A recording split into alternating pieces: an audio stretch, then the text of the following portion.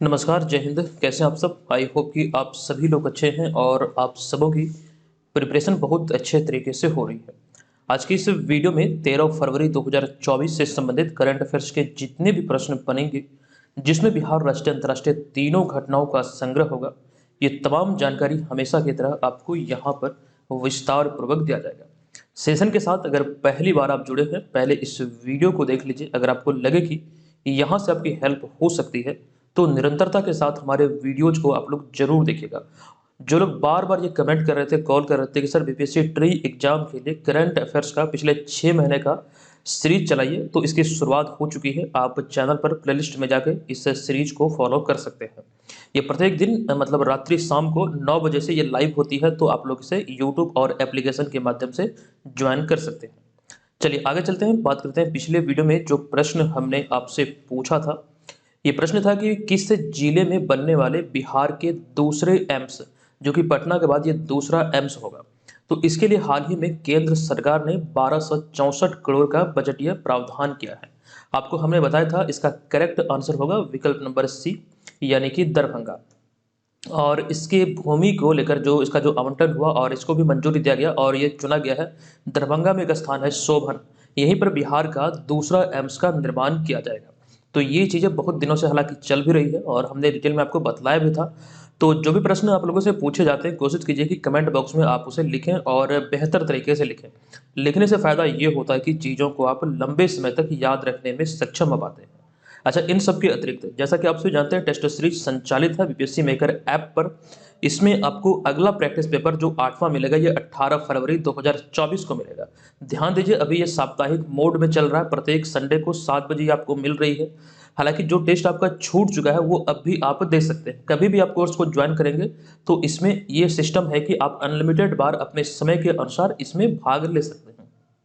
इसे आप BPSC maker app के थ्रू प्राप्त कर सकते हैं। साथ ही उसी लॉगिन पासवर्ड से आप वेबसाइट के थ्रू हमारे कंप्यूटर और टैबलेट पर भी इस टेस्ट में पार्टिसिपेट कर सकते हैं। चलिए, जो लोग बार बार बोल रहे थे कि सर करंट अफेयर्स का हमें डेली नोट्स नहीं मिल पाता है, तो आपको बता दूं कि करंट अफेयर्स का जो डेली नोट्स है, मंथली नोट्स है और जो ईयरली नोट्स है, वो सभी आपको मिलते हैं बीपीएससी मेकर ऐप पर। तो डेली बेसिस पर जो नोट्स आते हैं करंट अफेयर्स का, वो आपको बीपीएससी मेकर ऐप पर ही मिलेगा। इसके अतिरिक्त मंथली और ईयरली ये सभी नोट्स के लिए आप एप्लीकेशन पर इस वाले कोर्स को प्राप्त परचेज करेंगे। ये महज 198 में 12 महीने के लिए। अच्छा, इसमें एक विशेषता यह है कि अगर अभी आप इस कोर्स को लेते हैं तो जो पिछला नोट्स है वो तमाम आपको मिल जाएगा। आज से आपका मेंबरशिप स्टार्ट होगा और अगले 1 साल तक इसमें मिलता रहेगा। ध्यान दीजिए, कोर्स को परचेज करते समय ये वाला प्रोमो कोड अप्लाई कीजिएगा और ये महज 198 रुपये में आप तमाम मटेरियल को करंट अफेयर्स के बेहतर तरीके से प्राप्त कर पाएंगे। चलिए चलिए आगे चलते हैं। अच्छा, वर्षिकांक जो लॉन्च हुआ था वो भी आपको इसी कोर्स में मिल जाएगा। तो ये पहला प्रश्न है कि बिहार पर्यटन को कहाँ आयोजित आउट बाउंड टूरिज्म मार्ट में बेस्ट डिजाइन और डेकोरेशन अवार्ड से सम्मानित किया गया है। देखिए, ये अभी हाल ही में आयोजित हुआ था दिल्ली में और यहीं पर बिहार को सम्मानित किया गया है बेस्ट डिजाइन और डेकोरेशन अवार्ड से। एक्चुअली बिहार पर्यटन को ये सम्मान दिया गया है, अतः विकल्प नंबर ए यहाँ पर इसका करेक्ट आंसर होगा। आइए संबंधित तथ्य जो एग्जाम में पूछे जा सकते हैं उसकी चर्चा करते हैं। आपको बता दूं कि 10 फरवरी 2024 को मुंबई में आयोजित आउटबाउंड टूरिज्म मार्ट में बिहार पर्यटन को बेस्ट डिजाइन और डेकोरेशन अवार्ड से सम्मानित किया गया। कब? तो 10 फरवरी 2024 को।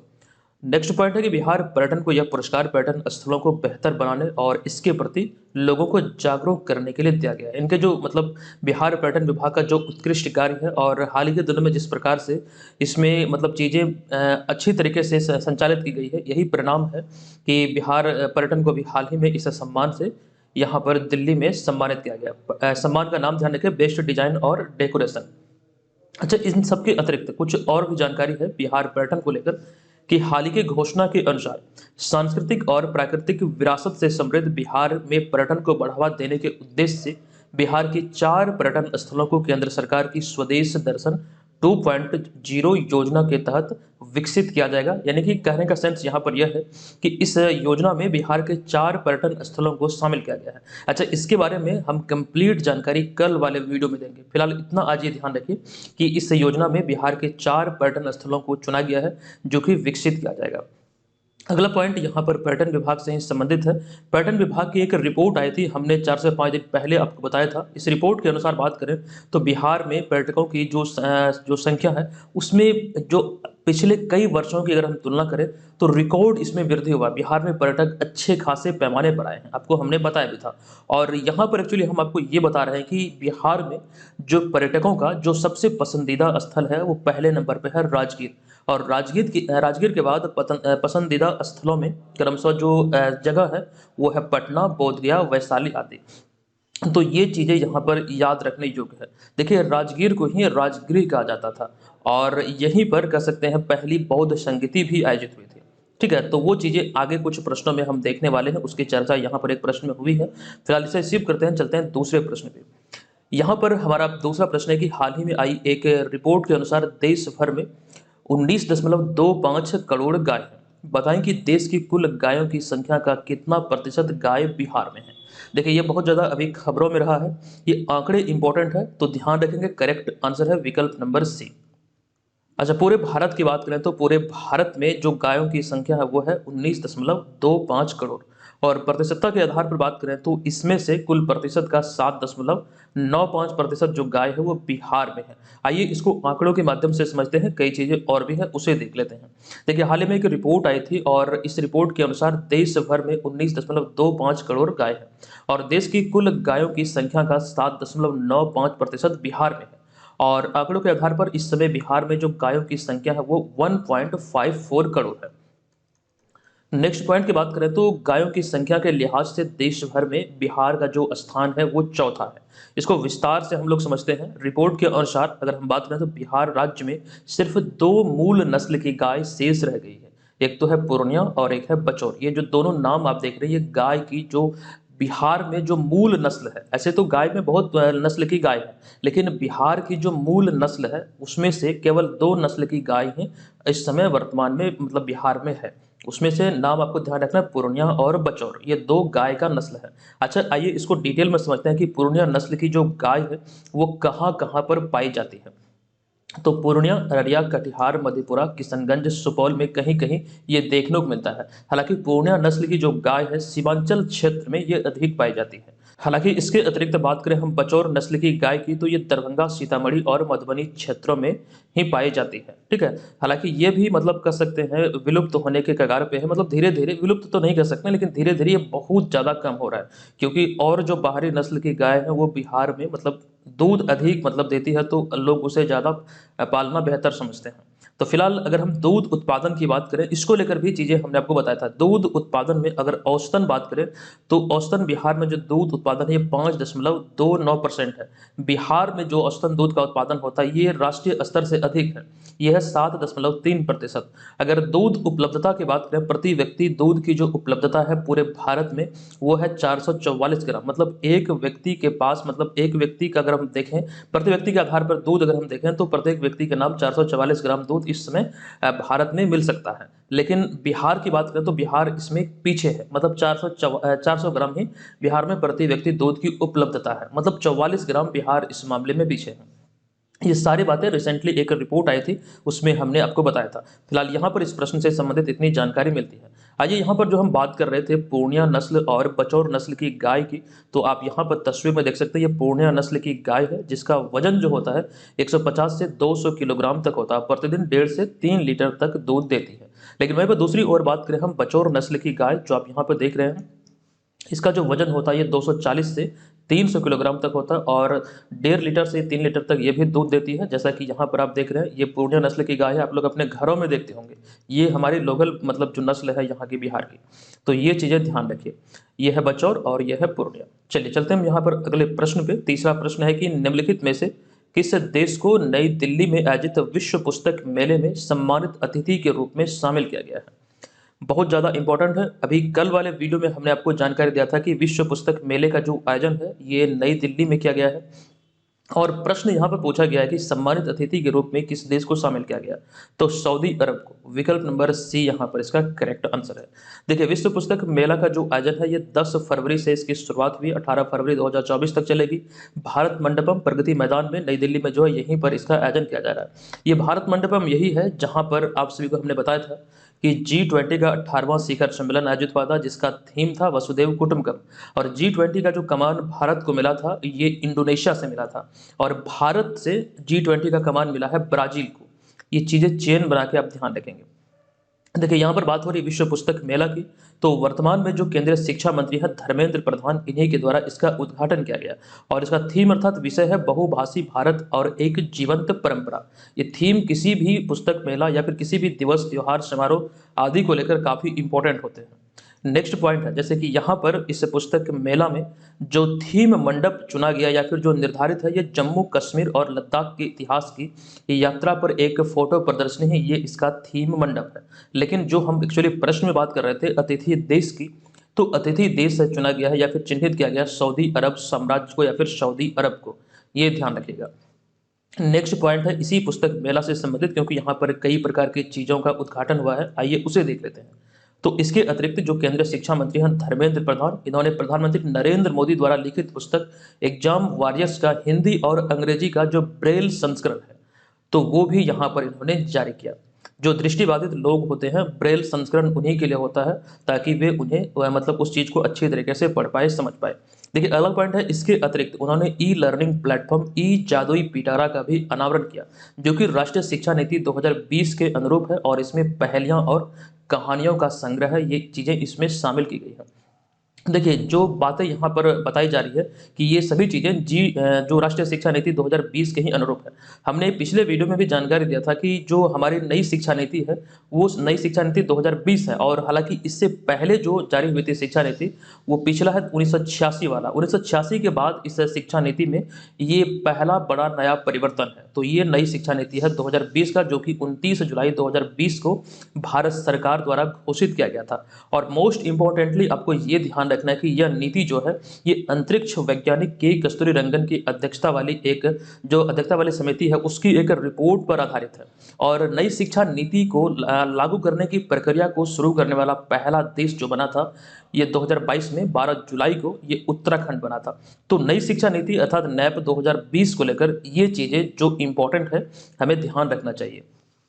चौथा प्रश्न आपके समक्ष है कि हाल ही में केंद्रीय जल शक्ति मंत्री गजेंद्र सिंह शेखावत ने किस भारतीय राज्य को या फिर किस भारतीय शहर को जल योद्धा पुरस्कार अर्थात वाटर वॉरियर अवार्ड से सम्मानित किया है? करेक्ट आंसर है उत्तर प्रदेश का एक शहर है नोएडा। नोएडा को अभी हाल ही में इस सम्मान से सम्मानित किया गया। देखिए, इसके बारे में ध्यान रखेंगे कि हाल ही में विश्व जल पुरस्कार 2023-24 के अंतर्गत उत्तर प्रदेश के नोएडा को जल योद्धा पुरस्कार से सम्मानित किया गया है। दरअसल जल योद्धा पुरस्कार बेहतर जल प्रबंधन के लिए भारत सरकार और यूनेस्को के द्वारा दिया जाता है, और इस वर्ष 2024 में यह पुरस्कार दिल्ली में केंद्रीय जल शक्ति मंत्री गजेंद्र सिंह शेखावत के द्वारा दिया गया। किसे दिया गया? तो उत्तर प्रदेश के नोएडा शहर को।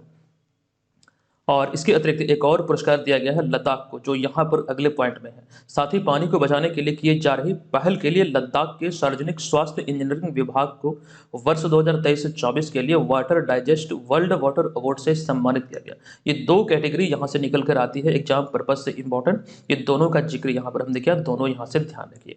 नेक्स्ट पांचवा प्रश्न है कि 5 बार के आईपीएल विजेता टीम चेन्नई सुपर किंग्स ने निम्नलिखित में से किसे अपना ब्रांड एम्बेसडर बनाया है? देखिए, 5 बार की जो विजेता टीम है आईपीएल की, एक तो है पहली टीम मुंबई इंडियंस, दूसरी है चेन्नई सुपर किंग्स यानी कि सीएसके। तो अभी हाल ही में सीएसके ने अपना ब्रांड एम्बेसडर कैटरीना कैफ को बनाया है। तो विकल्प नंबर बी इसका करेक्ट आंसर है। चीज़ों को विस्तार से समझते हैं कि आईपीएल टीम जो चेन्नई सुपर किंग्स है, ये बॉलीवुड अभिनेत्री कैटरीना कैफ को अपना ब्रांड एम्बेसडर बनाई है, तो आपको ध्यान रखना ही है। नेक्स्ट पॉइंट में हम चर्चा करेंगे जो अभी हाल ही में 2024 में विभिन्न कंपनियों या फिर विभिन्न विभागों के जो ब्रांड एम्बेसडर बने हैं उसकी, क्योंकि ये कई बार हमने देखा कि एग्जाम में पूछे जाते हैं। एक मसाला ब्रांड है केपीजी, इसके ब्रांड एम्बेसडर बने हैं करीना कपूर खान। दूसरा जो मोस्ट इंपॉर्टेंट अभी हमने बताया, चेन्नई सुपर किंग के अभी बने हैं ब्रांड एम्बेसडर कैटरीना कैफ। उसके बाद फिट इंडिया मूवमेंट को लेकर हमने जानकारी दिया था कि नरेंद्र कुमार यादव जो है अभी हाल ही में इसके ब्रांड एम्बेसडर बने हैं। भारत रंग महोत्सव जो कि 9 राज्यों में आयोजित हो रहा है, इसके अभी ब्रांड एम्बेसडर बनाए गए हैं पंकज त्रिपाठी को। पंकज त्रिपाठी बिहार खादी और हैंडीक्राफ्ट के ब्रांड एम्बेसडर रह चुके हैं। अभी वर्तमान में बिहार खादी और हैंडीक्राफ्ट के ब्रांड एम्बेसडर हैं मैथिली ठाकुर। नेक्स्ट है बोट, जो इलेक्ट्रॉनिक उत्पाद कंपनी है, इसके ब्रांड एम्बेसडर अभी बनाए गए हैं रणवीर सिंह को। तो ये चीज़ें आप यहाँ पर ध्यान रखेंगे। हालांकि हमने यहाँ पर इस स्लाइड में भी ये तमाम चीज़ों को डाल दिया है, आप लोग स्क्रीनशॉट जरूर ले लीजिए। निश्चित तौर पर ये आपके लिए कारगर साबित हो सकता है। ब्रांड एम्बेसडर को लेकर एग्जाम में कई बार प्रश्न रिपीट हुए हैं। नेक्स्ट छठा प्रश्न है आपके समक्ष कि हाल ही में 7 से 8 फरवरी 2024 तक डोस मोचे महोत्सव का आयोजन लेह लद्दाख में किया गया। बताएं कि यह निम्न में से किस धर्म से संबंधित है। इस महोत्सव का नाम है डोस मोचे महोत्सव, जो कि 7 से 8 फरवरी 2024 तक अभी लद्दाख में आयोजित हुआ और ये संबंधित है बौद्ध धर्म से। और कई बार हमने आपको बताया कि बौद्ध धर्म बीपीएससी का या फिर बौद्ध धर्म जैन धर्म बीपीएससी का एक फेवरेट टॉपिक है। जिस प्रकार से जम्मू कश्मीर और लद्दाख जहाँ से प्रश्न अराइज होते हैं, तो ये बौद्ध धर्म से संबंधित है। आइए इसको हम डिटेल में आपको समझाने का प्रयास करते हैं। देखिए, डोस मोचे महोत्सव लद्दाख के ये 16 बौद्ध मठों में से एक जो मठ है लिखिर मठ, लिखिर मठ का ये वार्षिक प्रार्थना त्योहार है, जो कि प्रत्येक वर्ष यहाँ पर ये आयोजित होता है लद्दाख में। और आपको बता दूं कि साथ ही इस दौरान भिक्षुओं द्वारा, जो बौद्ध भिक्षु हैं, इसके द्वारा पवित्र मुखौटा नृत्य किया जाता है। लेकिन इसमें भी कुछ चीज़ें हैं जो कि खास करके बंटवारा जो हुआ था बौद्ध धर्म का हीनयान और महायान में, उसको लेकर आपको समझना है कि यह त्यौहार जो है ये बौद्ध धर्म के महायान शाखा से संबंधित है। देखिए, बौद्ध धर्म का बंटवारा हुआ था जब हीनयान और महायान शाखा में, इसको लेकर चीज़ें हमने यहाँ पर आपके समक्ष रखा है। देखिए, वो जो ईस्वी था वो था 72 ईस्वी। कनिष्क के संरक्षण में चौथी बौद्ध संगति कश्मीर के कुंडल वन में हुई थी। और इसी दौरान जो बौद्ध धर्म था ये हीनयान और महायान शाखा या फिर युग है, हीनयान और महायान संप्रदाय में विभक्त अर्थात विभाजित किया गया था। कब? तो चौथी बौद्ध संगति में, जो कि कनिष्क के शासन काल में कुंडल वन कश्मीर में हुआ था। और अगर हम हीनयान और महायान की बात करें, आप इसे कैसे समझेंगे, अगर अगर आपसे एग्जाम में पूछे कि ये कैसे परिभाषित आप कर सकते हैं, तो हीनयान जो है ये बुद्ध की, यानी भगवान बुद्ध की मूल शिक्षा का अनुसरण करते हैं। जो भगवान बुद्ध की मूल शिक्षा थे, जो उन्होंने उपदेश दिए थे, उनका ये अनुसरण करते हैं। जबकि महायान शाखा की बात करें, जो एक्चुअली अभी जो प्रश्न में हमने बताया कि अभी जो डोस मोचे महोत्सव आयोजित हुआ, ये महायान शाखा से संबंधित है। और महायान शाखा मूर्ति पूजा में विश्वास रखते हैं। तो आई होप कि आप इसे अच्छे तरीके से समझ चुके हैं। अच्छा, जो बौद्ध संगीति की यहाँ पर हम चर्चा कर रहे थे, अब यहाँ पर हम विस्तार से देख लेते हैं। बौद्ध धर्म में कई जगहों पर 4 बौद्ध संगति, अच्छा कई कई जगहों पर 5वीं बौद्ध संगति की भी बातें निकलकर सामने आती है। तो हालांकि इसको समझिए कि प्रथम जो बौद्ध संगति है ये 483 ईसा पूर्व में हुई थी, राजगिरी में हुई थी और अजातशत्रु के शासनकाल में। इसके अध्यक्ष थे महाकश्यप। द्वितीय बौद्ध संगति 383 ईसा पूर्व में वैशाली में कालाशोक के शासनकाल में, इसके अध्यक्ष थे साबक मीर।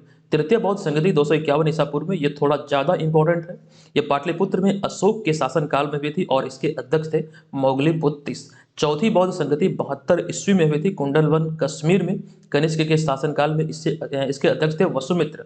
और ये पहली ऐसी बौद्ध संगति थी जिसमें अध्यक्ष के पद के अतिरिक्त उपाध्यक्ष पद का भी सृजन हुआ था। अच्छा, कई पुस्तकों में आपको दिखेगा 5वीं बौद्ध संगति हर्ष के शासनकाल में हुआ था। आप लोग चाहें तो उसे भी ध्यान रख सकते हैं।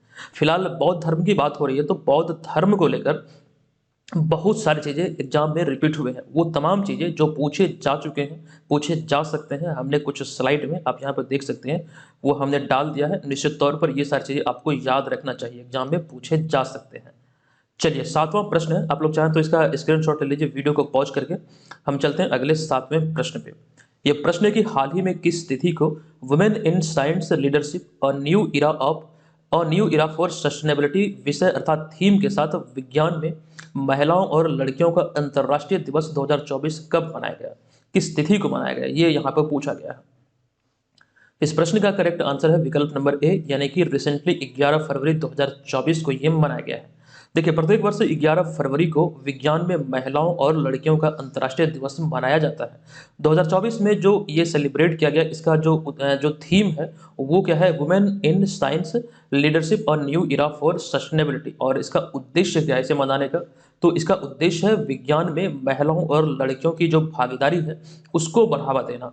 तो इसी उद्देश्य को लेकर प्रत्येक वर्ष 11 फरवरी को ये सेलिब्रेट किया जाता है। और थीम इसका 2024 वाला है वुमेन इन साइंस लीडरशिप और न्यू इरा फॉर सस्टेनेबिलिटी।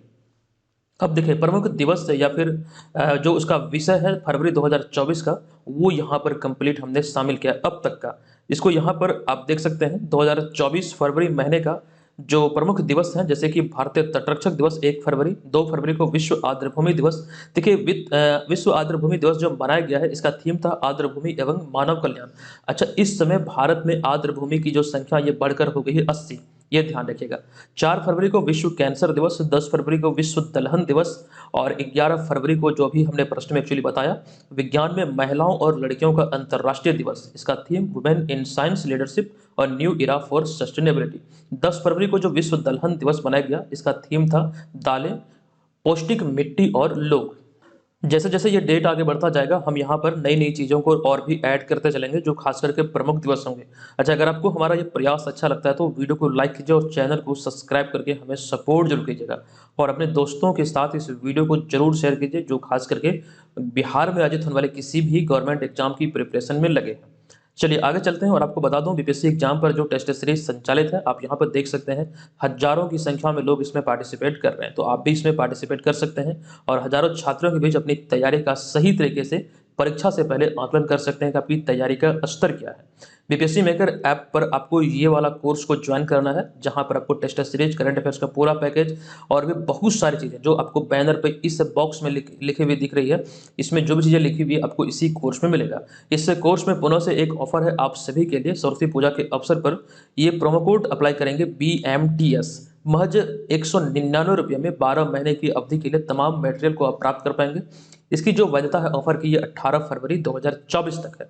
ध्यान रखेंगे इस अवधि में अगर आप ज्वाइन करेंगे तो निश्चित तौर पर इसमें जो तमाम चीज़ें मिलेगी महज 199 रुपये में आपको मिल जाएगी। तो ये प्रश्न है, केंद्रीय स्वास्थ्य मंत्री SP सिंह बघेल ने लिम्फेटिक फाइलेरियासिस उन्मूलन के लिए या फिर इसके उन्मूलन के लिए हाल ही में 10 फरवरी को किस अभियान की शुरुआत की है? इसका करेक्ट आंसर होगा मास ड्रग एडमिनिस्ट्रेशन। विकल्प नंबर सी यहाँ पर करेक्ट आंसर है। आपको बता दूं कि 10 फरवरी 2024 को स्वास्थ्य एवं परिवार कल्याण राज्य मंत्री SP सिंह बघेल ने लिम्फेटिक फाइलेरियासिस उन्मूलन के लिए मास ड्रग एडमिनिस्ट्रेशन अभियान की शुरुआत की है और इस अभियान का उद्देश्य बीमारी से प्रभावित क्षेत्रों के निवासियों को या फिर लोगों को निःशुल्क निवारक दवाएं यानी कि उस बीमारी का जो निवारक दवाएं हैं वो प्रदान करके बीमारी के फैलाव को रोकना है। इसी उद्देश्य को लेकर अभी हाल ही में इसकी शुरुआत की गई है। इस अभियान की बात करें तो इस अभियान के अंतर्गत 11 राज्यों के 92 जिलों को कवर किया जाएगा। ये इसका दायरा होगा जहां पर इस अभियान को संचालित किया जाएगा और यह अभियान एक पखवाड़े यानी कि 2 सप्ताह तक चलेगा। इस अभियान की जो अवधि है वो एक पखवाड़े है। अच्छा, पखवाड़ा शब्द जो है आइए इसको हम समझते हैं। आई थिंक मुझे लग रहा था कि पखवाड़ा शब्द कई सारे लोग नहीं जानते होंगे, इसीलिए हमने ब्रैकेट में यहाँ पर लिख दिया 2 सप्ताह। एक्चुअली एक पखवाड़ा जो होता है ये 15 दिन का होता है। अगर आप नहीं जानते तो ये समझ लीजिए कि एक पखवाड़ा जो होता है 15 दिन का होता है। आपको ऐसे बता दूं कि हिंदू पंचांग के अनुसार महीने में जो 2 पक्ष होते हैं उसे ही पखवाड़ा भी कहा जाता है। तो 2 पक्ष या फिर पखवाड़ा जो होते हैं कृष्ण पक्ष और शुक्ल पक्ष, यही वास्तविक तौर पर पखवाड़ा है। तो एक पखवाड़ा 15 दिन का होता है, तो ये यहाँ पर आप ध्यान रखेंगे। नेक्स्ट 9वां प्रश्न है कि 10 फरवरी 2024 को किस देश के तवांग समुदाय ने सोनम लोसार के अवसर पर नया साल का जश्न मनाया है? सोनम लोसार एक महोत्सव है, ये नए साल के रूप में मनाया जाता है। तो अभी किस देश के तवांग समुदाय द्वारा ये मनाया गया है, एक्चुअली यही प्रश्न पूछा गया है। तो करेक्ट आंसर है विकल्प नंबर सी यानी कि नेपाल। आइए आपको बता दूं कि नेपाल के तवांग समुदाय ने 10 फरवरी 2024 को सोनम लोसार के अवसर पर विभिन्न कार्यक्रम आयोजित कर नए साल का जश्न मनाया है या फिर नया साल सेलिब्रेट किया है। देखिए लोसार या फिर लोसर जो शब्द है इसका अगर हम अर्थ की बात करें तो एक नया साल या फिर नए युग की शुरुआत, ये इसका एक कह सकते हैं शाब्दिक अर्थ है। तो इसी चीज को भी सेलिब्रेट किया गया नेपाल में।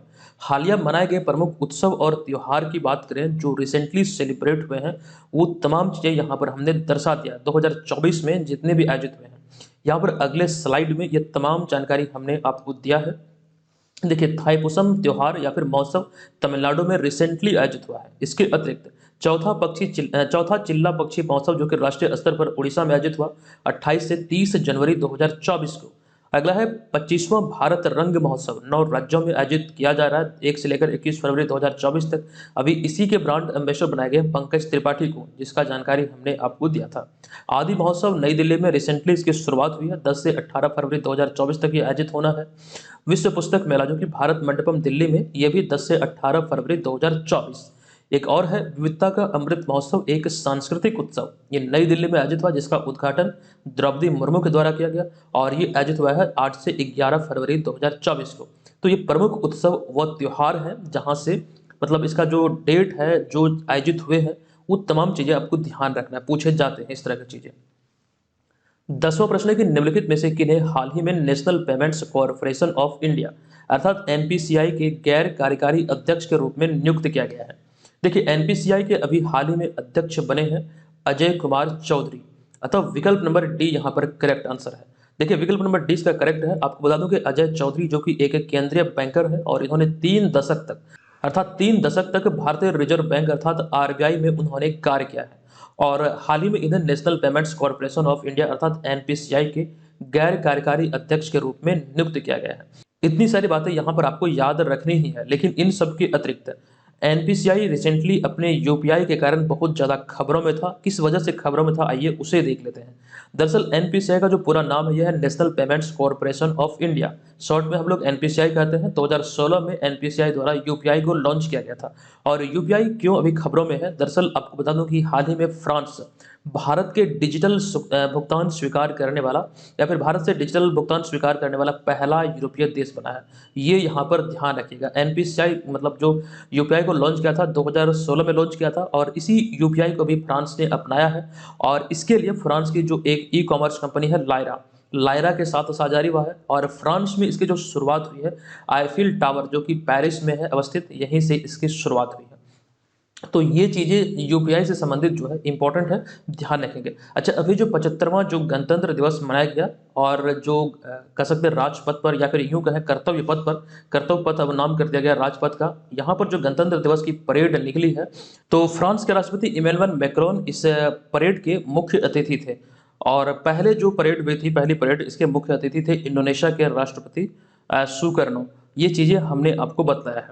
चलिए, 10वां प्रश्न है कि दालों के प्रति जागरूकता एवं विश्व में उत्पादकता को बढ़ाने पर जोर देने के लिए 10 फरवरी को विश्व दलहन दिवस मनाया गया और पूछा गया कि बताएं कि भारत में सर्वाधिक दलहन का उत्पादन कहाँ होता है। तो इसका जो करेक्ट आंसर है, अगर हम बात करें राज्यों की श्रेणी में, तो मध्य प्रदेश दलहन के उत्पादन में ये सबसे आगे है राज्यों में। तो विकल्प नंबर बी यहाँ पर इसका करेक्ट आंसर है। आपको बता दूं कि 10 फरवरी 2024 को FAO यानी कि फूड एंड एग्रीकल्चर ऑर्गेनाइजेशन के द्वारा विश्व दलहन दिवस का आयोजन किया गया और इसका थीम जो है 2024 का यह है दालें, पौष्टिक मिट्टी और लोग। ये 2024 का इसका निर्धारित थीम है। इस दिवस की बात करें तो पहली बार यह दिवस का जो आयोजन था वो 2019 में किया गया था। अच्छा, दालों की जो बात हो रही है, आपको ये पॉइंट ध्यान रखना है कि भारत जो है ये पूरे विश्व में दालों का सबसे बड़ा उत्पादक और सबसे बड़ा उपभोक्ता है। लेकिन अगर हम बात करें राज्यों की दृष्टिकोण से तो भारत में सर्वाधिक दलहन का जो उत्पादन है ये मध्य प्रदेश में होता है। मध्य प्रदेश इस मामले में अग्रणी है।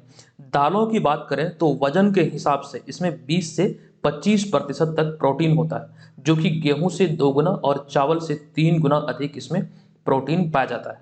वजन के आधार पर इसके अनुसार देखें तो 20 से 25% प्रोटीन इसमें पाया जाता है।